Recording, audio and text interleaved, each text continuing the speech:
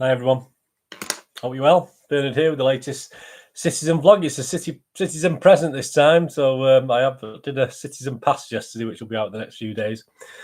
So that's covering April 2002, but it'll be out in a few days' time. Not quite yet. We're not near April yet. I'm not wishing our lives away, are we? We're only in early March, so that will be going out the next couple of weeks anyway. So yes, this is a Citizen present. And it's obviously the FA Cup fifth round. We'll look back at last night's 4th of March 2020, the match against Sheffield Wednesday at the wonderful old traditional ground Hillsborough that we got plenty of views off by the BBC, but we'll go into that again in a little while. What we're going to talk about tonight, please, if you've not already done so, subscribe, tell your friends about this. I mean, I'm growing very slowly, but it's nice to be appreciated. Push the bell notification so we know these vlogs are coming out.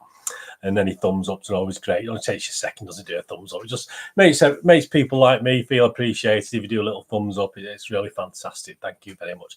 Right, what we're going to talk about today, we're going to talk about the match, of course. Haven't got any real talking points that came out after it. The match stats, obviously, Stuart, as always, Stuart Brennan's player ratings, my own player ratings, quite low from last night, actually. Look at a quick Pep Watch. Yeah, nothing exciting there. A quick couple of minutes just on the Sheffield Wednesday crowd last night. I'll touch on it while we're going through the match and stuff, but just a couple of things that I noticed and a couple of reasons for certain things that I've been thinking of overnight. Obviously, can't sleep these days. And obviously, we'll have a look at the upcoming derby against Manchester United at Old Trafford on Sunday, won't we? So we'll have a look at that as well. Right, on to last night. Sheffield Wednesday versus Manchester City. Michael Oliver as a referee. He was okay, actually, was he? I mean, I know we've not come through the match yet, but he was okay. It was no VAR, so again, it was okay. So that was fine. Team, bravo. Yeah, no surprise. I think Pep had already said that, hadn't he? Cancelo, again, not really a surprise. Perhaps a little surprise, Stones and Otamendi. People wanted to see Garcia in there, didn't they? So it was a bit disappointing to see Stones and Otamendi. Then we had Benjamin Mendy. In front of those, we had good old Rodri, David Silva again playing, Bernardo, Mahrez, Jesus and Aguero. So we did the old Jesus and Aguero again. Fallout on the internet, on Twitter. I was on a quick look. I mean, it's mainly about Foden, but again, my views on Foden is that he's had Wembley's quite a body-sapping place to go, isn't it? And Foden isn't match fit, because he's not been playing many games, is he? So I think that probably took a lot out of Foden. I'm hoping, fingers crossed, and I think he did hint last night that he will be starting in the derby match, which, is probably the bigger of the two games. I know it's ironic to say that, but so I think that's the reason Phil Foden. Perhaps he was a little bit tired. Let's give these. He's only young. I mean, he's fit, and no doubt he's fit, and he's 19. But playing a game and actually playing at Wembley, he's quite body sapping. He did play the game, so that's my views on it anyway. But a lot of people are a bit annoyed that Foden wasn't in the team. I mean, the bench had a healthy feel to it, didn't it? Edison, Sterling, Gundogan, Zinchenko, Fernandinho, Foden, Garcia. So if there's any problems, we could bring a couple on there to shore things up or hopefully liven things up anyway. So let's get on with the game, which let's zoom through this. It wasn't the most fantastic of games, was it? On 4 minutes, Sheffield Wednesday, what we saw from them was a hopeful punt up, and I was a bit upset with Mendy's. It was a hard one. It was really high coming over his shoulder, but he actually lost it to the Sheffield Wednesday striker. And could he have done better? Yeah, I mean, he's supposed to be an international Mendy. At the end of the day, he should have been far calmer and more, even if he just got his head to head it out, which wasn't calm, is it? It's a bit panicky, but I was a bit disappointed very early doors. That was just 4 minutes, but Sheffield Wednesday would take a little bit of heart from that, perhaps use that tactic a little bit more as the game went on, which they perhaps could have done. So yeah, that was for me. I was a bit disappointed with Mendy there. So that was a weak start. And the first effort was actually from Sheffield Wednesday. About 6 minutes, they had an effort that went wide of the post.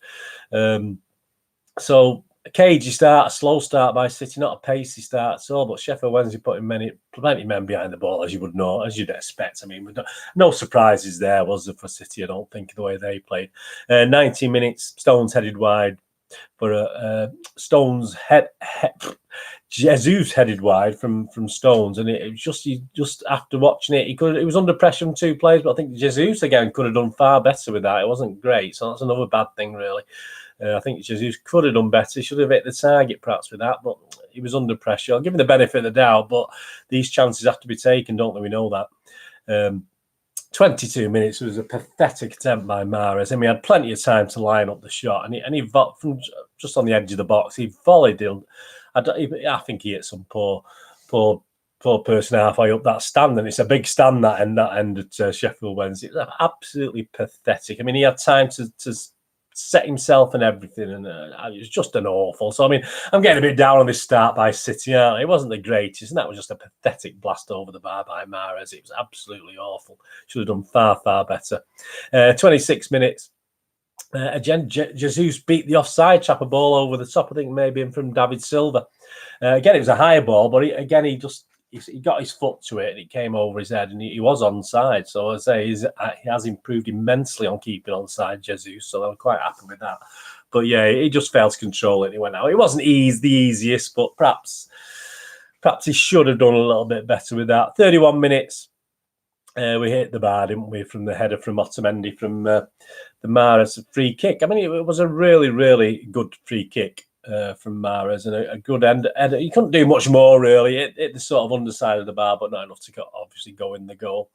44 minutes just before half-time. Stones had a half chance. He headed down and over the bar. So, I mean, half-time, 0-0. It was a pretty poor first half, wasn't it? It was a pretty dreadful first half. And Sheffield Wednesday Gary Monk would have been absolutely elevated, wouldn't he? Would have been superb. That was exactly what they wanted. So obviously we were hoping for a little bit of a kick up the backside for City, and perhaps there was, but I mean, I don't think things changed that much. I mean, I think we did up the kit. I think obviously Sheffield Wednesday were going to start tiring at some stage, weren't they, in the second half? 47 minutes. First chance fell for Sergio, but again, a poor finish. Another funny game from Sergio where you can't blame him too much because of what happens in a bit. But yeah, first chance for Aguero. It was a poor finish. 50 minutes, Mendy, great chance. But I mean, it always looks as though he's going to miss. And I think the goalkeeper sort of glanced it onto the bar. He hit the bar, the corner bar.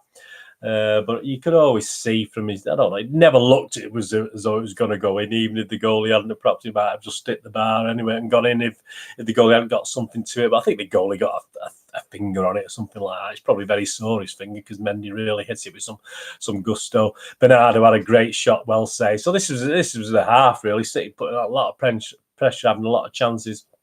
And then on 52 minutes, only 7 minutes into the second half, Aguero put us 1-0 up, didn't he? I mean, the goalie, could he have done better? I don't know. It was instinctive from Aguero, and it hit the target. That's all you have to do as a striker, and he hit the target. Fortunately, it went through the keeper, and I thought it was going to bounce over, but it obviously fell into the net. That was absolutely fantastic. So, yeah, I mean, the goalie had a good game overall, so I'm not going to blame the goalie. Perhaps he could have done a little bit better. It's from a Mendy assist was nice. Mendy was quite active again, proactive all last night as well, doing quite well. And then it really became the Mahrez show. So Mahrez seemed to have so many chances. He was on 61 minutes. He was quick into passes, and then he just should have hit the target. It just put it about a yard wide of the target.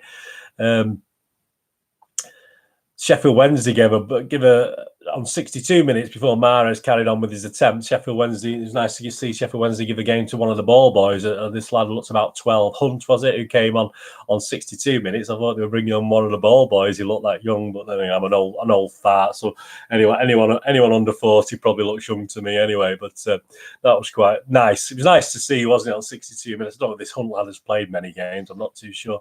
71 minutes, Mahrez again. A great ball by Silva, but an okay save actually. Mahrez hit the target. It was a good save. It wasn't a fantastic save. It was okay. 74 minutes, another Mahrez shot and an okay save. I seem to be writing okay saves out a lot. 79 minutes. Jesus was caught in possession. And this has sort of led to Wednesday's little purple patch, literally, at 79 minutes. Had 3 or 4 minutes. The fans actually woke up in the Sheffield Wednesday end, the fans that were there. And they had a little bit of a purple patch, and the fans got behind them. And we had to say, with 10 minutes left, I mean, why not? You know, the commentators were saying Sheffield Wednesday should have a go, and why not? The game plan had worked. If you can keep within one goal of City, why not have a go? But it didn't quite materialise. City sort of managed to get a grip again. 85 minutes, Sterling came on for Aguero, so to give us a bit of pace, although it didn't have much impression. It was obviously to worry the Sheffield Wednesday team and the defence. 91 minutes. into injury time. Again, it's quite comfortable. A couple of long balls by Sheffield Wednesday and stuff, and a couple of silly tackles by City defenders. But Sterling had a great chance on 91 minutes and shot it straight at the keeper. So we went on to win 1-0. Let's be honest about it. It's an easily forgettable game as far as Manchester City fans are concerned. And again, Sheffield Wednesday perhaps could have done a little bit more. Stones and Otamendi were always partial. They looked okay. They scored okay on the ratings, but it's not our, let's face it, it's not our centre-half pairing going forward. And that's why it upsets me a little that Garcia didn't get a game last night. I don't understand the logic of Stones and Otamendi, to be honest with you. I'm a bit disappointed in Pep there, but hey, perhaps he's trying to give him a bit more confidence. I don't know. Other talking point, and on Twitter, a lot of people complain about the BBC camera work. As I said before, we used to get these sweeping views, didn't we, with a drone or whatever it was of the old stadium, which was fantastic. But at times the game was still going on, and we're getting pictures of the crowd and pictures of the managers, and the game was being played, and some of the angles. It was absolutely. I think they had in my day we used to have the YTS youth training scheme. I think they had someone practicing, but we pay for this service, don't we? The BBC. Even the old 75-year-olds have to pay for it now. So please, BBC, that was an absolutely pathetic attempt at camera work. Absolutely dreadful. The only good thing I could say is obviously Micah Richards in the studio, which is perhaps the only positive, although he got plenty of stick on Twitter. No surprise there from certain fans we know about. Apparently, Gary Monk said the goal was offside. He would have liked to have lost to a legitimate goal. I mean, no, I'm sorry. VAR was there. If you drew your dotted lines, which they would have done, I think the Sheffield Wednesday's armpit of the player, his defender, kept Sergio on side. So Gary Monk, I don't think there's any need for being a mad ass, to be honest with you. So he's a bit mad ass. Gary Monk would have been nice to be beaten by a legitimate goal. So no love for Monk there. You can do one, mate. I'm just a soft ass, real soft ass.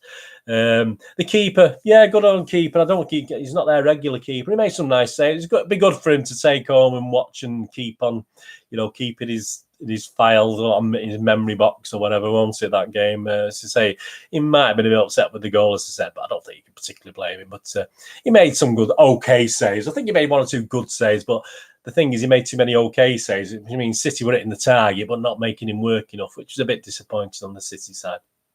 The attendance was 20,995. We'll go into that in a minute. The match stats, possession, 20% Sheffield Wednesday, 8% City. Passing accuracy, 64% Wednesday, 91% City. Successful passes, 126 by Wednesday, 735 by City. Shots won from Wednesday with 0 on target. So Mr. Bravo had a quiet night. From City, 20 shots with 9 on target. Again, up towards the 50%. But as I said, there's on target and there's on target making the goalkeeper work a little bit more, isn't there? Which we know. So I can't. I whinge when we don't have them on target, but then I whinge when we do, and they're not quite good enough. Corners 2 for Wednesday, 6 for City. Fouls 11 by Wednesday and 6 for City, which you'd expect. I mean, the Wednesday goalkeeper made 8 saves. Bravo, obviously, didn't make any saves, and obviously we're on to playing Newcastle away now, which will be we've only won 1 in the last 4 at Newcastle, so it's not going to be an easy task, is it, for the quarter-final? Sheffield United playing Arsenal. Norwich Playing Derby or United, and Leicester playing Chelsea. That was quite interesting there. I mean, player ratings. Let's have a look at the player ratings. And Stuart Brennan. This is headline: Man City player ratings versus Sheffield Wednesday, Benjamin Mendy and Rodri Good. So that's all he has to say about that, really. Not very good, is it? Claudio Bravo, the loneliest man in Sheffield on a bitterly cold night after his Wembley heroics. He's give Claudio Bravo 6. I won't disagree with that. Nothing to do. A bit of a dodgy moment near the end of the game where the defenders and him were making errors with passes out, etc. Led to a corner. But I'm not going to knock him down particularly for that. João Cancelo appears to be unhappy at second string status, but he needs to do more than this. He's given him a 5, Cancelo. Yeah, I mean, I said my marks aren't high tonight. I'll give Cancelo a 5.5. I wasn't overly impressed. He was getting involved and he was up there, but nothing outstanding, but then again, he's not played much, has he? John Stones returned to South Yorkshire roots for a steady, untroubled display and a whack in the nuts. Yeah, so he got a 6. He had a bit of a bad fall, didn't he? I'll give John Stones a 6. He was steady. Again, we got to look at the opposition we were playing as well, haven't we? Otamendi hit the bar with the head and dealt with Wednesday's limited ambitions firmly. He's given a 7, very generous, I think. I mean, I'm going to give Otamendi a 6 as well as his Stones partner. Yeah, I just thought against the opposition he did okay, and he didn't score, did he? If he'd scored, I would have given him higher. So hitting the bar isn't a goal, is it? So it's just not, good attempt, but not good enough. Benjamin Mendy created 2 good chances for Aguero, who scored one of them and rattled the bar. He's give Benjamin Mendy a 7. Yeah, I mean, I was going to give Benjamin just a 6, but yeah, I'd have to agree. Again, it was a busy B performance from Mendy, wasn't it? It was nothing quite made it, but you could see of all the City play, he was one of the best. And so, yeah, I'm going to agree with 7. I probably would have gone 6, 6.5, but I'll give him a 7 with Stuart. I'll be kind to Benjamin Mendy because he is a bit of a buzzing about thing, isn't he? He did make things sort of happen. Rodri kept the screws applied for most of the game, and his passing was much crisper in the second half. He's given Rodri a 7. Yeah, I mean, Rodri was all right. Again, the opposition, I give him a 6.5. It's perhaps generous. I probably would have given him a 6, but I'll give him a 6.5.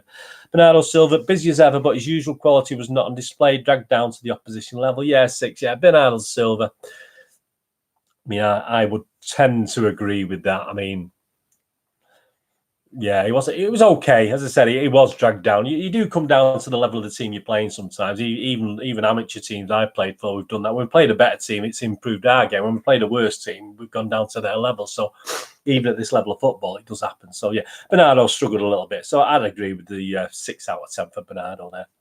David Silva used to be the player through which everything ran, but increasingly peripheral. Yeah, it is a shame. David Silva's 5, a bit. Again, some touches, but nothing clinical. Perhaps the players up front weren't moving enough for him. Give David a 5. I'm not going to give David Silva a 5. I'll give him a 6. I'm 100% effort. He played a full game. I mean, that's a bit harsh from Stuart.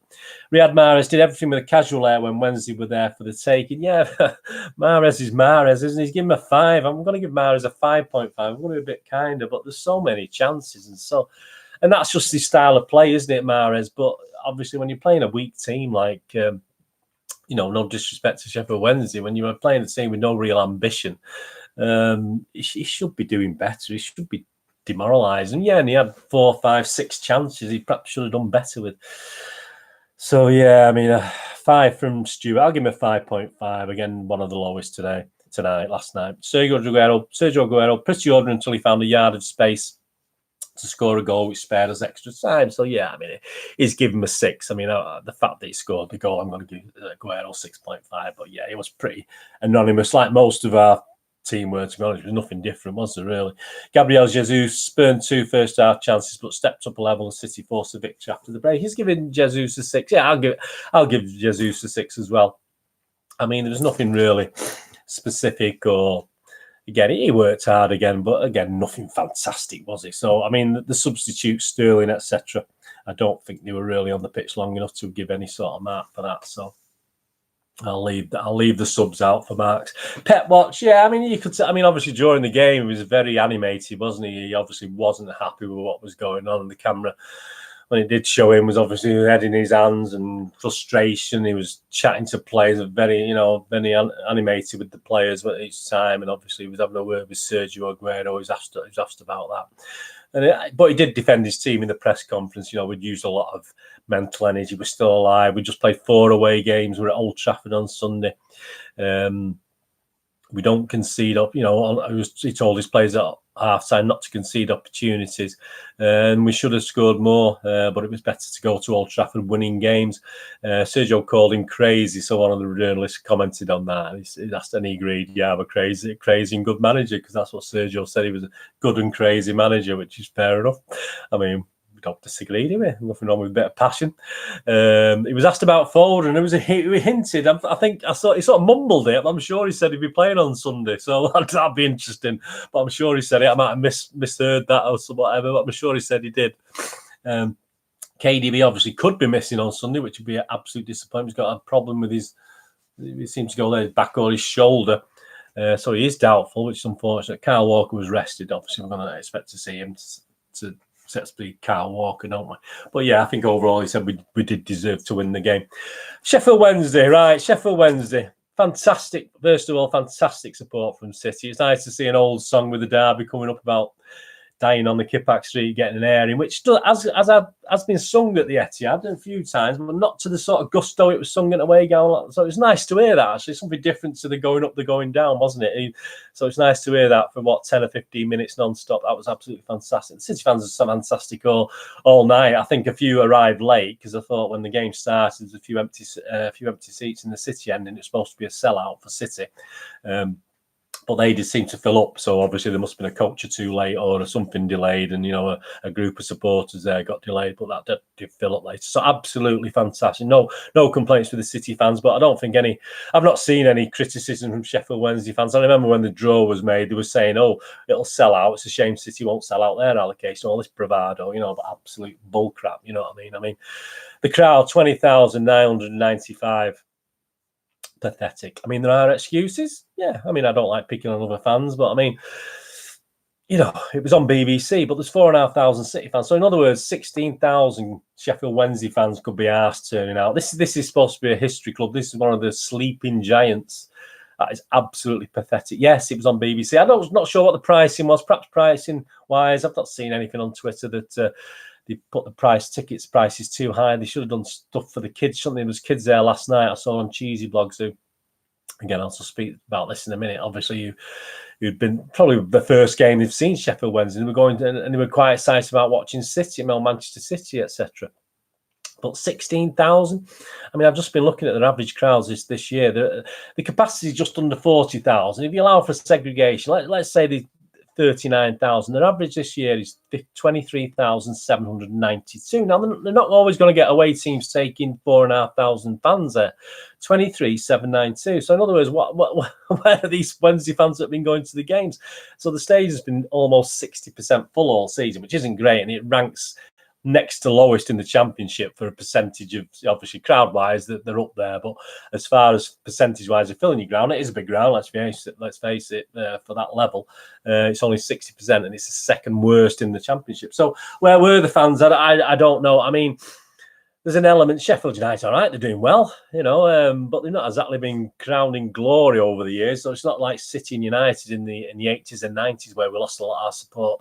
And I'm aware of that. I always call it the lost generation of support, where United were absolutely so dominant that if your dads weren't bringing you up as a City fan, it was a very possibility going over to the dark side and supporting United, which did happen a lot of times. I had people coming to my video shop in the 90s where I knew the dad was a City fan. He wasn't perhaps a regular goer, but the lads would be United fans, and it was so depressing.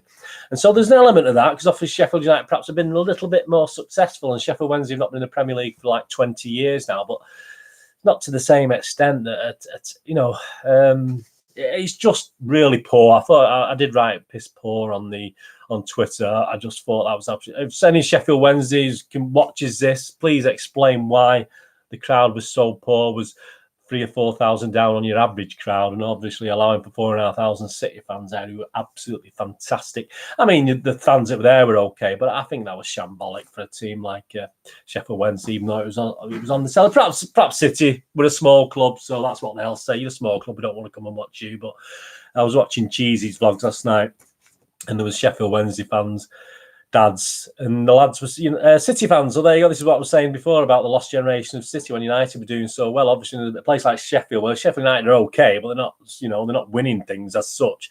A lot of the kids will be growing up looking at the big teams, the Liverpools and the Cities and stuff. And I've seen, obviously, over the last few years, a lot of things on television, etc., where young lads have supported City who are not from Manchester. So yes, that's happening. But I'm sorry, Sheffield. There's no excuse for that pathetic crowd last night, unless Sheffield Wednesday were pricing it so high that you couldn't afford it. And please accept my apology if that's so. I don't have the details. It would be interesting to know. Let me, if you know, as a City fan or a Sheffield Wednesday fan, if you happen to stumble across this and you're watching it, please, my respect to the guys who were there and made the noise last night, and all the fans who turn up. And I turn up, and I was there last week. I was there when we played West Ham, and we got slagging off the people who couldn't make it. I'd try and turn up to all the home games of a season card, but respect to the guys who did turn up. I'm not going to say that, but I just thought it would be a bet. And I think even Sheffield Wednesday fans from the draw were, I saw tweets of saying, "Oh, great, I can't wait. What an atmosphere. It'll be a sellout." So even that must have surprised Sheffield Wednesday fans as well. Anyway, let's not go on about that. Let's slag off. Let's quick look at Twitterverse before we look at the United game. Mike Devlin on Twitter at Blue Wolf 1894. These are on last night's game. City doing their best not to win the match, so that us fans might have to suffer the indignity of possibly winning another trophy. So yeah, we know what that remark is particularly aimed at, don't we? From from Blue Wolf there, from all the rubbish we've been getting, obviously. Levels, and obviously we're showing at La Tarrant _ Tarrant as levels to this. Wayne Rooney showing Manchester United 559 games, 253 goals. Aguero only 367 games, almost 200 less, 254 goals. So yeah, one more goal Sergio scored than the wonderful, fantastic, who's in action tonight, isn't he? Rooney. Jack himself, obviously, he was at Jack Gambardella. Obviously, he was laughing at the Eric Dyer thing into the crowd last night. He's a West Ham fan, but obviously I think he was in support of, is it the guy who missed the penalty, Gosden? Some racist remarks. So, well, credit to Eric Dyer, but it was, I mean, please, you may have seen that, but if you've not seen it on Twitter, get on it and have a look. It absolutely goes into the crowd to confront the guy. Yeah, absolutely nothing wrong with that, in my opinion. A bit extreme, but there you go, nothing wrong with that. Kerry at Kerry Jowett 1. This is why I love City. Man City fans singing Champions of Yorkshire, you'll never sing that. Yeah, I mean, there was another tweet about the irony of Sheffield Wednesday fans singing Where Were You when you were in a half-full stadium. So again, it latches onto what we've just been talking about a few minutes ago as well, doesn't it? And obviously someone noticed, Jim Munro noticed the water bottle that Krul had in the, again, back to the Tottenham game. It's not City, but obviously had the penalty takers and which side they prefer. You'd expect this. I mean, in this day and age, you would get, as you say, I like guessing which way penalties are going. But yeah, I mean, why not? It was on a water bottle. He was looking at it. I mean, I assume other people give slips of paper or tablets, I don't know, to the goalkeepers. But I mean, before the game, and then obviously with shootouts, you do get players taking penalties perhaps normally don't. So but again, someone's paid to do that work, so that's how it should be. You should get told which way the ball's like, and it worked, didn't it, for Mr. Krul, who's good at penalty saves anyway. And the last thing, City Football Club at City_Chief. City Football Group are in advanced discussions to take over French League 2 side Nancy. Is it Nancy? It sounds Nancy, but I think it's spelled Nance. CFG are looking to strengthen their influence by purchasing the French side and have been in negotiations for months. So that's from France Football and on Twitter. And a quick look at United. Oh dear.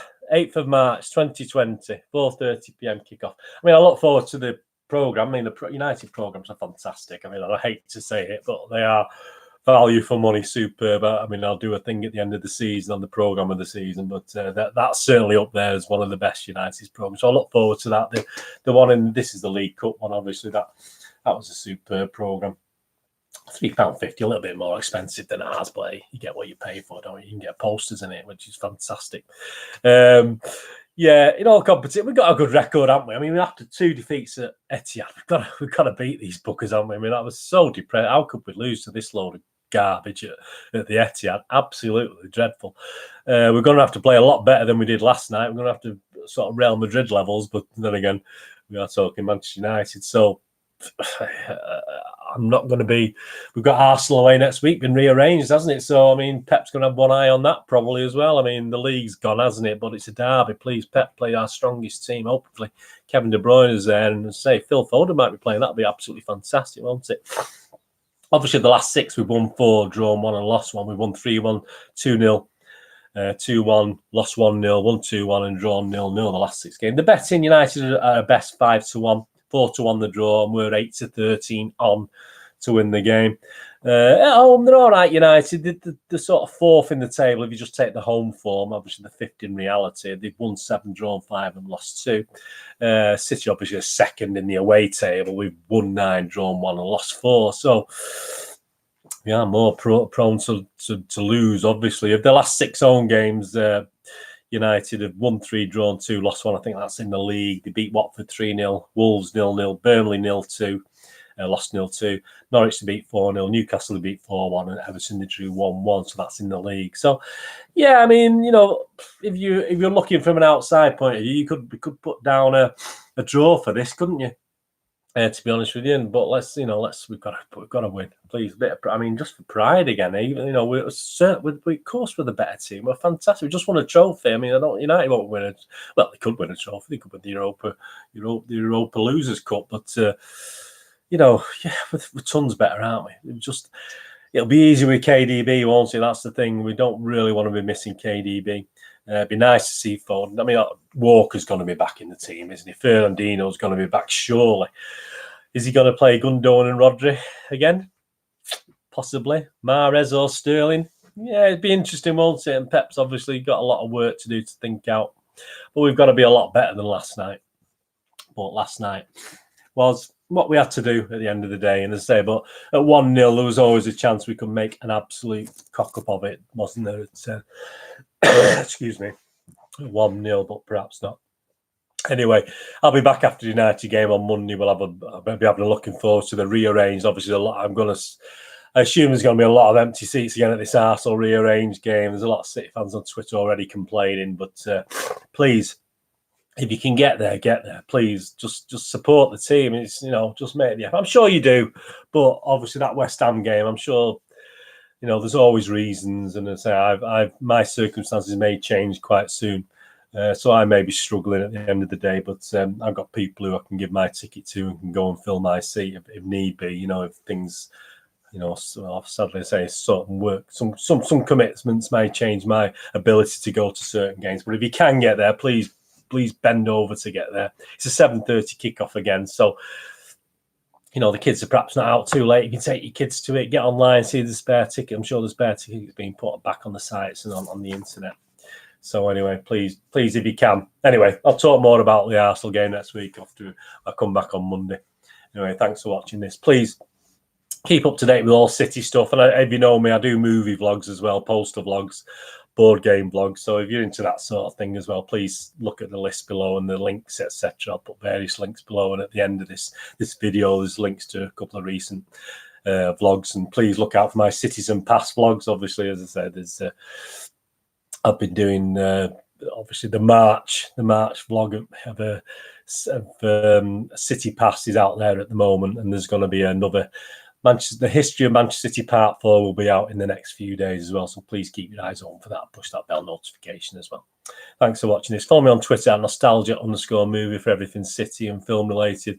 On Facebook at Burnley with links to Movie Game Nostalgia again for everything football and movie related. And there's links to my little website, moviegamenostalgia.com, which is a little day job where I sell old and rare DVDs, movie posters from the 90s and 2000s, and old, rarer board games, not the newer board games, more the older Roddington sort of 50s, 60s, 70s games. So please check that out if you get a chance. That'll be absolutely fantastic. Anyway, thanks for joining me today. Yep, onwards and upwards, on to Newcastle, quarter-final. Going to be a tough one. Going to be interesting. So there's still a few more interesting games to come, isn't there? Still, it seems to be one good game after another, doesn't it, at the moment? Anyway, thanks for joining. Let me know in the comments what you think, your player ratings, what you thought last night, etc. Please, thumbs up. Appreciated. Just over 30 minutes. I like to keep it to about 30 minutes. Thank you for joining me today. It's been wonderful to spend some time and have a bit of a chat with you and hopefully entertain and inform in my usual way. Anyway, thanks for watching. Whatever you're going to do with the rest, have a great one. Look after yourself, look after your friends, and more importantly, look after your family. And I'll see you all again, hopefully, on another vlog, past, present, movies, whatever, very soon. Thanks for watching. Bye-bye.